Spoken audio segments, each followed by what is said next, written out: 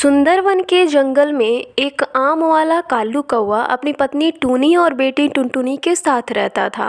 कालू कौवा बहुत ही ज़्यादा लालची था। वो बड़े आमों को अपने लिए रख लेता था और छोटे आमों को बेचने के लिए रख लेता था। एक दिन कालू कौवा अपनी दुकान पर बैठकर आम बेच रहा था। अरे वाह कालू भैया, बड़े अच्छे आम दिख रहे हैं। जरा 2 किलो पैक करना तो मेरे लिए। हाँ गोलू भाई, जरूर, मैं अभी आपके लिए 2 किलो आम पैक कर देता हूँ। कालू कौवा जल्दी से छोटे आम पैक करके देने लगता है। अरे अरे कालू भाई, ये क्या कर रहे हो? मुझे छोटे आम मत दो, मुझे तो ये बड़े वाले आम दो।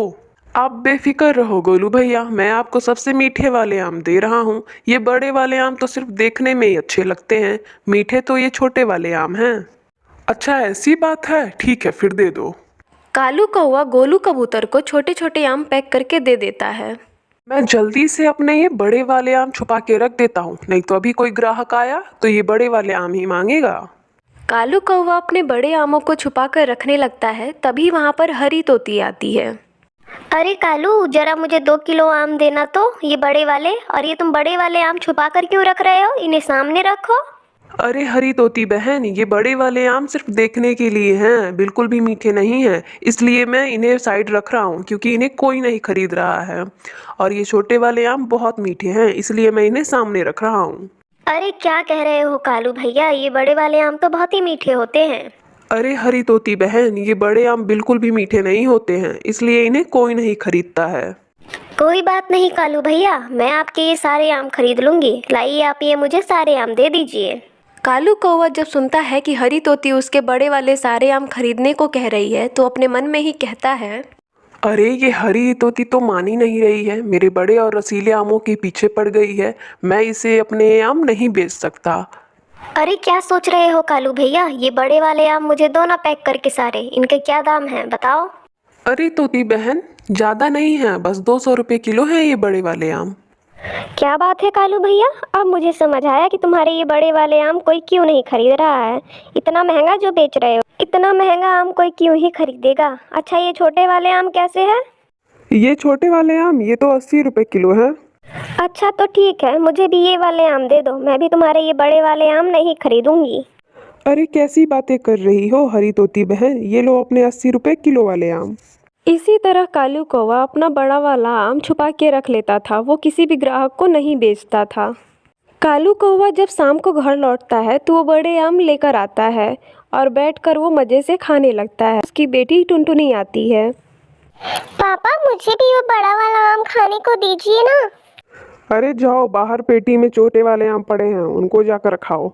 मैं ये अपने बड़े वाले आम हरगिज नहीं दूंगा। मैं ये आम तो अपने ग्राहकों को भी नहीं बेचता हूँ। मैं किसी को भी अपना ये आम नहीं दूंगा। कालू कौवे को टुनटुनी पर चिल्लाता सुन टूनी चिड़िया वहाँ आती है और कहती है, अरे ऐसा क्या कर दिया मेरी बेटी ने जो तुम इस पर इतना जोर जोर से चिल्ला रहे हो?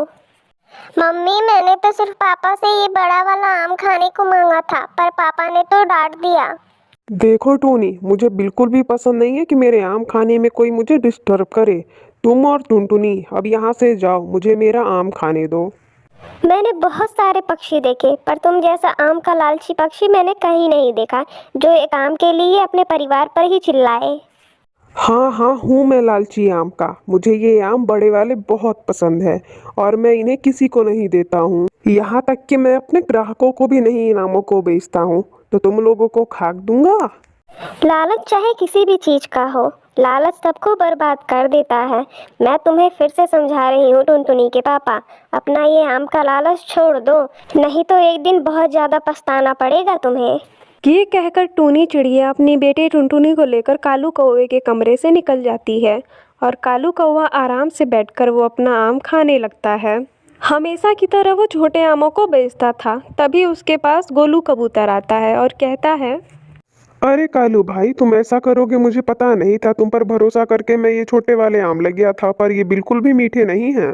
अरे कैसी बातें कर रहे हो गोलू भैया, मैंने तो तुम्हें कल बहुत ही अच्छे आम दिए थे और सबको मैंने ये आम बेचे हैं। कोई तो शिकायत लेकर नहीं आया, बस तुम ही शिकायत लेकर आए हो। तभी वहाँ पर हरी तोती आती है और कहती है, वाह कालू भाई वाह, तुमने तो मुझे बहुत बड़ा बेवकूफ़ बनाया। तुमने मुझे बड़े वाले आम ना देकर तुमने छोटे वाले आम और फीके आम दिए हैं। तुम ही रखो ये अपना आम, मुझे नहीं चाहिए, मुझे मेरे पैसे वापस करो। हाँ हाँ कालू भाई, मुझे भी नहीं चाहिए तुम्हारे ये आम। अपना आम ले लो और मुझे मेरे पैसे वापस करो। अरे वाह, ऐसे कैसे पैसे वापस कर दूं? और मैंने तो तुम लोगों को अच्छे आम दिए थे। मैं पैसे सबको वापस करता रहा तो ऐसे मेरी दुकान ही चौपट हो जाएगी। मैं किसी के पैसे वापस नहीं करूंगा। ठीक है कालू भाई, तुम पैसे ना दो, तुम्हारा धंधा तो वैसे भी चौपट हो गया। मैं पूरे जंगल में बता दूंगा कि तुम छोटे छोटे आम और फीके आम सबको बेचते हो और बड़े आम खुद के लिए रख लेते हो। गोलू कबूतर और हरी तोती पूरे जंगल में ये बात फैला देते हैं कि कालू कौवा अच्छे आम नहीं बेचता है। इस तरह कालू कौवे का धंधा चट हो जाता है। वो उदास होकर अपने घर में बैठा रहता है। अरे क्या हुआ, इतने उदास क्यों बैठे हैं टुनटुनी के पापा? हाँ टूनी, तुम सही कह रही थी, किसी भी चीज को लेकर इतना लालच सही नहीं है। मैं आम का लालची हो गया था, मुझे माफ कर दो। मैं अब कभी लालच नहीं करूंगा और आगे से ध्यान रखूंगा।